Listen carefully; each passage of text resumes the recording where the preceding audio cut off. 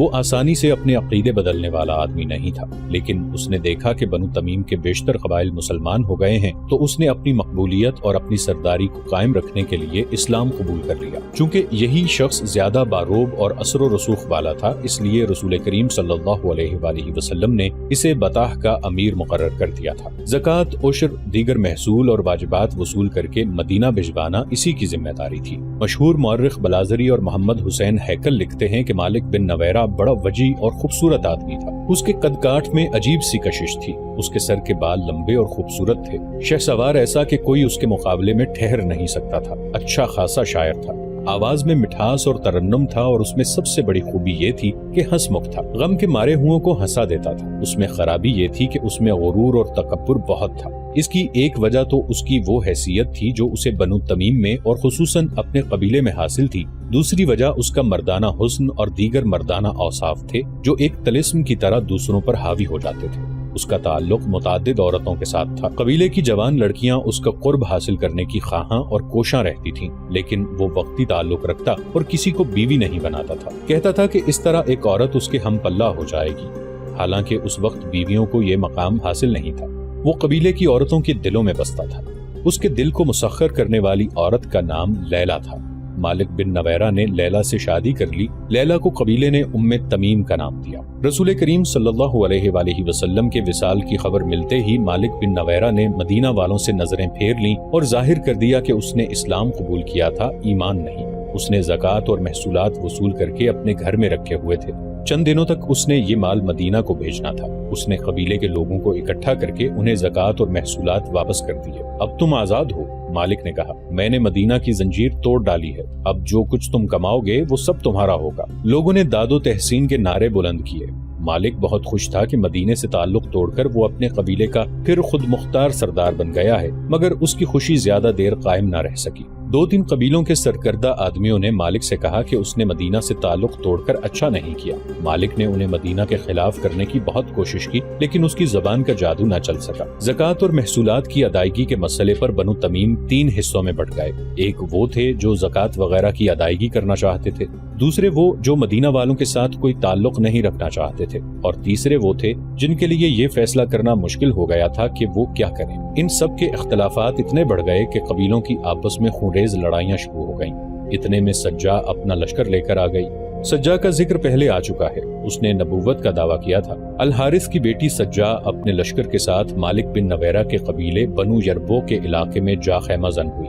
اس نے مالک بن نویرہ کو بلا کر کہا کہ وہ مدینہ پر حملہ کرنا چاہتی ہے، اگر تم اپنے قبیلے کو میرے لشکر میں شامل کر دو تو ہم مسلمانوں کو ہمیشہ کے لیے ختم کر سکتے ہیں۔ سجا نے کہا، تمہیں معلوم ہوگا کہ میں بنو یربو میں سے ہوں، خدا کی قسم۔ مالک بن نویرہ نے کہا، میں تمہارا دست راست بن جاؤں گا، لیکن ایک شرط ہے جو دراصل ہماری ضرورت ہے۔ تم دیکھ رہی ہو کہ بنو تمیم کے قبیلوں میں دشمنی پیدا ہو چکی ہے، ان سب کو مصالحت کی دعوت دے کر انہیں مدینہ پر حملے کے لیے تیار کریں گے۔ اگر یہ مصالحت پر آمادہ نہ ہوئے تو ہم انہیں تباہ و برباد کر دیں گے، اگر تم نے انہیں ختم نہ کیا تو یہ سب مل کر تمہارے خلاف ہو جائیں گے۔ ان میں مدینے کے وفادار بھی ہیں، انہوں نے سچے دل سے اسلام قبول کر لیا ہے۔ مالک بن نویرہ کی خواہش یہ تھی کہ سجا کے لشکر کو ساتھ ملا کر بنی تمیم کے مسلمانوں کو اور اپنے دیگر مخالفین کو ختم کیا جائے۔ مورخین لکھتے ہیں کہ سجا مالک بن نویرہ کے مردانہ حسن و جلال سے متاثر ہو گئی تھی، اس نے مالک کی بات فوراً مان لی۔ دونوں نے تمام قبیلوں کے سرداروں کو مصالحت کے پیغام بھیجے۔ پیغام میں یہ بھی شامل تھا کہ مدینہ پر حملہ کیا جائے گا۔ صرف ایک قبیلے کا سردار وقی بن مالک تھا جس نے ان سے مصالحت قبول کر لی، باقی تمام قبیلوں نے انکار کر دیا۔ اس کے نتیجے میں سجا، مالک اور وقی کے متحدہ لشکر نے دوسرے قبیلوں پر حملہ کر دیا۔ بڑی خونریز لڑائیاں لڑی جانے لگی۔ بنو تمیم جو سخاوت، مہمان نوازی اور زبان کی چاشنی کے لیے مشہور تھے، ایک دوسرے کے لیے وحشی اور درندے بن گئے۔ بستیاں اجڑ گئیں، خون بہہ گیا، لاشیں بکھر گئیں۔ لیلا کو اپنے دروازے پر عورتوں کی آہو بکا سنائی تھی۔ کچھ عورتیں بین کر رہی تھیں، کیا میں بیوہ ہو گئی ہوں؟ لیلا ننگے پاؤں باہر کو دوڑی۔ وہ کہہ رہی تھی، مالک بن نویرہ کی لاش لائے ہیں۔ اس نے دروازہ کھولا تو باہر 10-12 عورتیں کھڑی بین کر رہی تھیں۔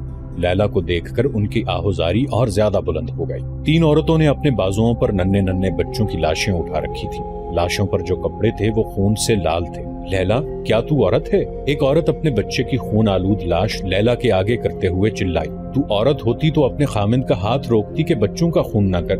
یہ دیکھ، ایک اور عورت نے اپنے بچے کی لاش لیلا کے آگے کرتے ہوئے کہا۔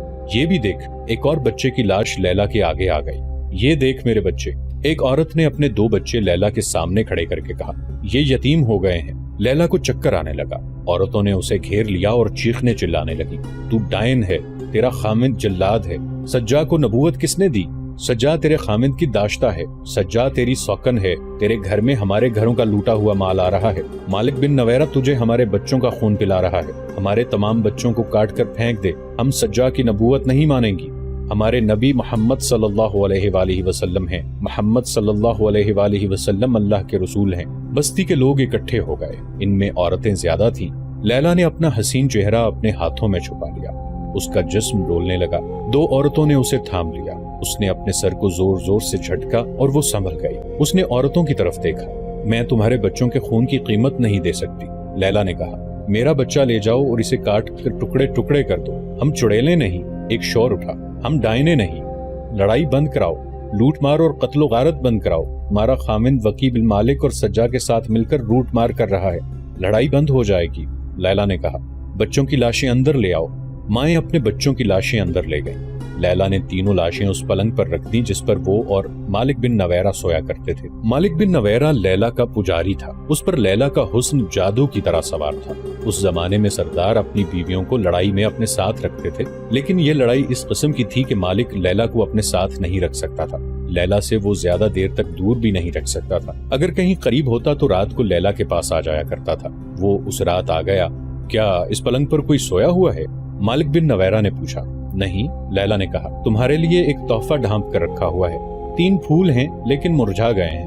مالک نے لپک کر چادر ہٹائی اور یوں پیچھے ہٹ گیا جیسے پلنگ پر سانپ کنڈلی مارے بیٹھا ہو۔ اس نے لیلا کی طرف دیکھا۔ خون پینے والے درندے کے لیے اس سے اچھا تحفہ اور کوئی نہیں ہو سکتا، لیلا نے کہا اور اسے سنایا کہ ان کی مائیں کس طرح آئی تھیں اور کیا کچھ کہہ گئی ہیں۔ اس نے اپنا دودھ پیتا بچہ مالک کے آگے کر کے کہا، جا لے جا اسے اور اس کا بھی خون پی لے۔ لیلا نے کہا، کیا تو وہ مالک بن نویرہ ہے جسے لوگ ہنسمکھ کہا کرتے ہیں؟ کیا یہ ہے تیری سخاوت اور شجاعت کہ تو ایک عورت کے جال میں آ کر لوٹ مار کرتا پھر رہا ہے؟ اگر تو بہادر ہے تو مدینہ پر چڑھائی کر، یہاں نہتے مسلمانوں کو قتل کرتا پھر رہا ہے۔ مالک بن نویرہ معمولی آدمی نہیں تھا، اس کی شخصیت میں انفرادیت تھی جو دوسروں پر تاثر پیدا کرتی تھی۔ اس نے تانے کبھی نہیں سنے تھے، اس کا سر کبھی جھکا نہیں تھا۔ کیا یہ ہے تیرا غرور؟ لیلا نے اسے خاموش کھڑا دیکھ کر کہا، کیا تو ان معصوم بچوں کی لاشوں پر تکبر کرے گا؟ ایک عورت کی خاطر ایک عورت نے تیرا غرور اور تکبر توڑ کر تجھے قاتل اور ڈاکو بنا دیا ہے۔ میں اپنے بچے کو تیرے پاس چھوڑ کر جا رہی ہوں، پیچھے سے ایک تیر میری پیٹھ میں اتار دینا۔ لیلا، مالک بن نویرہ گرج کر بولا مگر بجھ کر رہ گیا اور مجرم سی آواز میں کہنے لگا، میں کسی عورت کے جال میں نہیں آیا۔ جھوٹ نہ بول مالک، لیلا نے کہا، میں جا رہی ہوں، سجا کو لے آ یہاں۔ یہ یاد رکھ لے، تیری سرداری، تیری خوبصورتی، تیری شاعری اور تیری خونخواری تجھے ان مرے ہوئے بچوں کی ماؤں کی آہوں اور فریادوں سے بچا نہیں سکیں گی۔ یہ تو صرف 3 لاشیں ہیں، بستیوں کو لوٹتے معلوم نہیں کتنے بچے تیرے گھوڑوں کے قدموں تلے کچلے گئے ہوں گے۔ تو سزا سے نہیں بچ سکے گا، تیرا بھی خون بہے گا اور میں کسی اور کی بیوی ہوں گی۔ مالک بن نویرہ نے یوں چونک کر لیلا کی طرف دیکھا جیسے اس نے اس کی پیٹھ میں خنجر گھونپ دیا ہو۔ وہ آہستہ آہستہ چلتا باہر نکل گیا۔ مالک رات بھر واپس نہ آیا۔ صبح طلوع ہوئی۔ بطاح جو بارونق بستی تھی ایک ایسے مریض کی طرح دکھائی دے رہی تھی جو کبھی خوبرو جواں ہوا کرتا تھا، اب اس کا چہرہ بے نور اور آنکھوں میں موت کا خوف رچا ہوا تھا۔ بطاح کی عورتوں کے چہروں پر مردنی چھائی ہوئی تھی۔ یہ اس ماردھاڑ کا نتیجہ تھا جو بنو تمیم میں ہو رہی تھی۔ سورج کی پہلی کرنیں آئیں تو بطاح کی گلیوں میں ڈری ڈری سی داخل ہوئی۔ اس وقت سورج کچھ اوپر اٹھایا تھا جب بطاح میں ہڑبونگ مچ گئی۔ بعض عورتیں بچوں کو اٹھا کر گھروں کو دوڑ گئیں اور اندر سے دروازے بند کر لیے۔ کچھ عورتیں اپنے جواں سال بیٹوں کو لے کر اس بستی سے نکل گئیں۔ وہ کہیں چھپ جانے کو جا رہی تھی۔ بوڑھے آدمی کمانے اور ترکش اٹھائے چھتوں پر چڑھ گئے۔ بوڑھوں کے علاوہ جو آدمی بستی میں تھے انہوں نے برچیاں اور تلواریں نکال دی۔ کسی نے بڑی بلند آواز سے کہہ دیا کہ دشمن کا لشکر آ رہا ہے۔ دور زمین سے جو گرد اٹھ رہی تھی وہ کسی لشکر کی ہی ہو سکتی تھی۔ بطاح میں جوان آدمی کم ہی رہ گئے تھے، سب مالک بن نویرہ کے ساتھ دوسرے قبیلوں کی لڑائی میں چلے گئے تھے۔ بطاح میں جو رہ گئے تھے ان پر خوف و ہراس طاری ہو گیا تھا۔ لیلا کے گھر میں پلنگ پر 3 بچوں کی لاشیں پڑی تھیں اور وہ اپنے بچے کو سینے سے لگائے اپنے قلعہ نما مکان کی چھت پر کھڑی تھی۔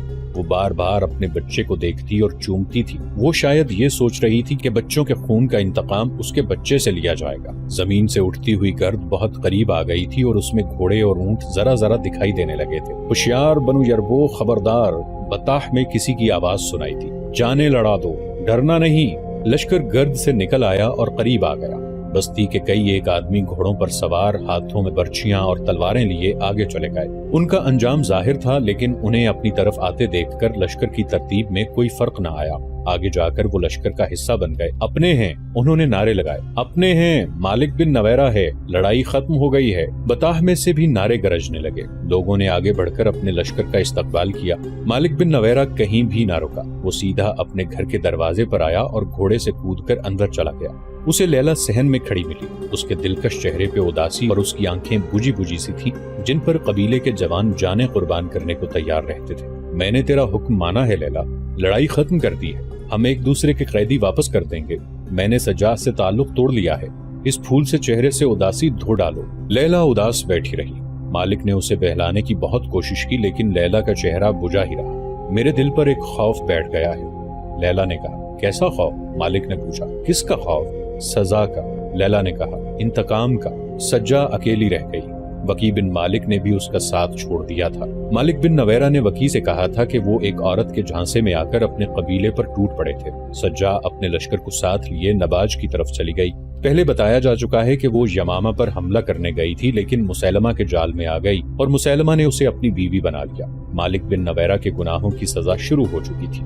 وکی بن مالک جو اس کا دستے راست تھا، اس کا ساتھ چھوڑ گیا اور مسلمانوں سے جا ملا۔ مالک بن نویرہ نے اسے روکا تھا، اگر ہم دونوں الگ ہو گئے تو مسلمان ہمیں کچل کے رکھ دیں گے۔ مالک نے وکی سے کہا تھا، ہم دونوں مل کر ان کا مقابلہ کر سکتے ہیں، ہمیں زندہ رہنا ہے مالک۔ وکی نے کہا تھا، مدینہ کی فوج کا مقابلہ کس نے کیا ہے؟ غطفان ہار گئے، طے ہار گئے، بنو سلیم، بنو اسد، حوازن، کوئی بھی مسلمانوں کے آگے ٹھہر نہ سکا۔ پھر سب اکٹھے ہوئے اور زمل سلمہ کو بھی ساتھ ملا لیا۔ کیا تم نہیں جانتے مالک، الولید کے بیٹے خالد نے انہیں کس طرح بھگا دیا ہے؟ سلمہ قتل کر دی گئی ہے۔ مسلمان ہمیں مسلمانوں کا خون معاف نہیں کریں گے۔ تمام قبیلوں کو شکست دینے والا خالد واپس مدینہ نہیں چلا گیا، وہ بزاخہ میں ہے۔ دوسری طرف مسلمانوں کا مانا ہوا سپہ سالار اسامہ ہے۔ ان دونوں میں سے کوئی بھی کسی وقت یہاں کا رخ کر سکتا ہے۔ ان سے خون معاف کرانے کا ایک ہی طریقہ ہے کہ میں ان کی اطاعت قبول کر کے انہیں اپنے قبیلے کی زکوٰۃ اور محصول ادا کرتا رہوں۔ مالک بن نویرہ کوئی فیصلہ نہیں کر سکا۔ خالد رضی اللہ عنہ بن ولید تک اطلاع پہنچ چکی تھی کہ مالک بن نویرہ کو رسول اللہ صلی اللہ علیہ وآلہ وسلم نے امیر مقرر کیا تھا، مگر اس نے زکوٰۃ وغیرہ وصول کر کے مدینہ نہ بھیجی اور لوگوں کو واپس کر دی ہے۔ جاسوسوں نے خالد رضی اللہ عنہ کو مالک کا ایک شعر بھی سنایا۔ اس میں اس نے رسول کریم صلی اللہ علیہ وآلہ وسلم کے وصال کے بعد اپنے قبیلے سے کہا تھا کہ اپنے مال کو اپنے پاس رکھو اور مت ڈرو کہ نہ جانے کیا ہو جائے۔ اگر اسلامی حکومت کی طرف سے ہم پر کوئی مصیبت آئے گی تو ہم کہیں گے کہ ہم نے محمد کے دین کو قبول کیا تھا، ابو بکر کے دین کو نہیں۔ مالک بن نویرہ نے سجا کے ساتھ مل کر مسلمانوں کا جو قتل عام کیا تھا، اس کی بھی اطلاع خالد رضی اللہ عنہ کو مل گئی تھی۔ خالد رضی اللہ عنہ نے اپنے دستوں کو بطاح کی طرف تیز کوچ کا حکم دیا۔ ان کے دستوں میں انصار مدینہ بھی تھے۔ انہوں نے بطاح کی طرف پیش قدمی کی مخالفت کی۔ خدا کی قسم، خالد رضی اللہ عنہ نے کہا، میں اپنی سپاہ میں پہلے آدمی دیکھ رہا ہوں جو اپنے امیر اور سالار کی حکم عدولی کر رہے ہیں۔ اسے حکم عدولی سمجھیں یا کچھ بھی سمجھیں۔ انصار کی نمائندگی کرنے والے نے کہا، خلیفۃ المسلمین کا حکم یہ تھا کہ طلحہ کو مطیع کر کے اس کے علاقے میں رسول اللہ صلی اللہ علیہ وآلہ وسلم کی قائم کی ہوئی عملداری کو بحال کریں اور جو جنگ پہ اتر آئے اس سے جنگ کریں اور بزاخہ میں اگلے حکم کا انتظار کریں۔ ہم جانتے ہیں کہ مدینہ سے ایسا کوئی حکم نہیں آیا کہ ہم بطاح پر حملے کے لیے جائیں۔ کیا تم میں سے کوئی ایسا ہے جسے یہ معلوم نہ ہو کہ میں تمہارا امیر اور سپہ سالار ہوں؟ خالد رضی اللہ عنہ بن ولید نے پوچھا اور سب کی طرف دیکھنے لگے۔ انہیں کوئی جواب نہ ملا تو انہوں نے کہا، میں نہیں جانتا کہ خلیفۃ المسلمین کے ساتھ تم کیا معاہدہ کر کے آئے ہو۔ میں یہ جانتا ہوں کہ خلیفہ نے مجھے یہ حکم دیا تھا کہ جہاں بھی اسلام سے انحراف کی خبر ملے اور جہاں بھی مدینہ کے ساتھ کیے ہوئے معاہدوں کی خلاف ورزی نظر آئے، وہاں تک جاؤ اور اسلام کا تحفظ کرو۔ میں سپہ سالار ہوں، اپنی ذمہ داریاں پوری کرنے کے لیے اگر مجھے کوئی ایسی کارروائی کرنی پڑے گی جو خلیفہ کے احکام میں شامل نہیں ہوگی تو میں وہ کارروائی ضرور کروں گا۔ خلافت کے احکام میرے پاس آتے ہیں، تمہارے پاس نہیں۔ ہم نے کوئی قاصد آتے نہیں دیکھا، انصار میں سے کسی نے کہا۔ میں اس کا جواب دینا ضروری نہیں سمجھتا، خالد رضی اللہ عنہ نے جھنجھلا کر کہا، اور میں کسی ایسے آدمی کو اپنی سپاہ میں نہیں دیکھنا چاہتا جس کے دل میں ذرا سا بھی شک و شبہ ہو۔ مجھے اللہ کی خوشنودی چاہیے۔ اگر تمہیں اپنی ذات کی خوشنودی چاہیے تو جاؤ، اپنے آپ کو خوش کرو، میرے لیے مہاجرین کافی ہیں اور میرے ساتھ جو 9 مسلم ہیں میں انہیں بھی کافی سمجھتا ہوں۔ مشہور مورخ طبری نے لکھا ہے کہ ابو بکر رضی اللہ عنہ نے اپنے احکام میں یہ شامل کیا تھا کہ بنو اسد کے سردار طلحہ کی سرکوبی کے بعد خالد رضی اللہ عنہ کے دستے بطاح تک جائیں گے، جہاں کے امیر مالک بن نویرہ نے زکوٰۃ اور محصولات کی ادائیگی نہیں کی اور وہ اسلام سے منحرف ہو کر اسلام کا دشمن بن گیا ہے۔ طبری اور دیگر مورخوں نے یہ بھی لکھا ہے کہ انصار بزاخہ میں رہ گئے اور خالد رضی اللہ عنہ اپنے مجاہدین کو ان کے بغیر بطاح لے گئے۔ جب یہ لشکر بزاخہ سے چلا تو انصار نے باہم صلح مشورہ کیا۔ وہ محسوس کرنے لگے تھے کہ اتنی دور سے اکٹھے آئے تھے، اکٹھے لڑائیاں لڑیں اور اب ہم میں پھوٹ پڑ گئی ہے، ہمیں پیچھے نہیں رہنا چاہیے تھا، اور اس لیے بھی ہمیں پیچھے نہیں رہنا چاہیے تھا۔ انصار میں سے ایک نے کہا کہ مہاجرین اور 9 مسلموں نے فتح حاصل کر لی تو اس میں ہمارا نام نہیں ہوگا، ہمیں مدینہ جا کر شرمساری ہوگی، اور اس لیے بھی ایک اور نے کہا کہ خالد بن ولید کو اگر کہیں شکست ہوئی تو مدینہ میں لوگ ہم پر لعنت بھیجیں گے کہ ہم نے مدینہ سے اتنی دور محاذ پر جا کر خالد کو اور اپنے ساتھیوں کو دھوکہ دیا، ہم ملعون کہلائیں گے۔ خالد رضی اللہ عنہ کے دستے بزاخہ سے دور نکل گئے۔ ایک تیز رفتار گھڑ سوار پیچھے سے آن ملا اور خالد رضی اللہ عنہ کے پاس گھوڑا جا روکا۔ کیا تم انصار میں سے نہیں ہو جو پیچھے رہ گئے ہیں؟ خالد رضی اللہ عنہ نے پوچھا۔ ہاں امیر لشکر، سوار نے کہا، میں انہی میں سے ہوں، انہوں نے بھیجا ہے کہ میں آپ سے کہوں کہ ان کا انتظار کریں، وہ آ رہے ہیں۔ خالد رضی اللہ عنہ بن ولید نے اپنے دستوں کو روک لیا۔ کچھ دیر بعد تمام انصار آ گئے اور دستے بطاح کی طرف روانہ ہو گئے۔ لیلا، بطاح میں مالک بن نویرہ اپنی بیوی سے کہہ رہا تھا، تو نے مجھے محبت دی ہے، تیری ذات نے میرے شعروں میں نئی روح ڈالی ہے، اب مجھے حوصلہ دو لیلا، میرے دل میں خوف نے آشیانہ بنا لیا ہے۔ میں نے تجھے پہلے دن کہا تھا کہ غرور اور تکبر چھوڑ دے مالک، لیلا نے کہا، لیکن تم اتنی دور نکل گئے کہ انسانوں کو چیونٹیاں سمجھ کر مسل ڈالا۔ مت یاد دلا مجھے میرے گناہ لیلا، مالک بن نویرہ نے کہا، گناہوں نے میری بہادری کو ڈس لیا ہے، آج کیا بات ہو گئی ہے کہ تم پر اتنا خوف طاری ہو گیا ہے؟ بات پوچھتی ہو لیلا؟ مالک بن نویرہ نے کہا، یہ موت کی بات ہے، میرا دل گواہی دے رہا ہے کہ میرا تیرا ساتھ ختم ہو رہا ہے۔ میں نے اپنے جاسوس بڑی دور دور تک بھیج رکھے ہیں، آج ایک جاسوس آیا ہے، اس نے بتایا ہے کہ مسلمانوں کا لشکر بڑی تیزی سے ادھر آ رہا ہے، اگر لشکر کی یہی رفتار رہی تو پرسوں شام تک یہاں پہنچ جائے گا، پھر تیاری کرو۔ لیلا نے کہا، قبیلوں کو اکٹھا کرو، کوئی میرا ساتھ نہیں دے گا۔ مالک نے ڈرے ہوئے لہجے میں کہا، میں نے وکی اور سجا کے ساتھ مل کر اپنے قبیلوں کا جو خون بہایا ہے وہ کوئی نہیں بخشے گا، ان سے مصالحت تو کر لی تھی لیکن دل پھٹے ہوئے ہیں، میرے قبیلے کی مدد کو کوئی نہیں آئے گا، پھر آگے بڑھو اور مسلمانوں کے سپہ سالار سے کہو کہ تم نے اسلام ترک نہیں کیا۔ لیلا نے کہا، شاید وہ تمہیں بخش دیں۔ نہیں بخشیں گے، انہوں نے کسی کو نہیں بخشا۔ مالک بن نویرہ پر خوف طاری ہوتا چلا گیا، اسے خبریں مل رہی تھیں کہ خالد رضی اللہ عنہ کا لشکر قریب آ رہا ہے۔ اس نے اپنے قبیلے کو اکٹھا کیا۔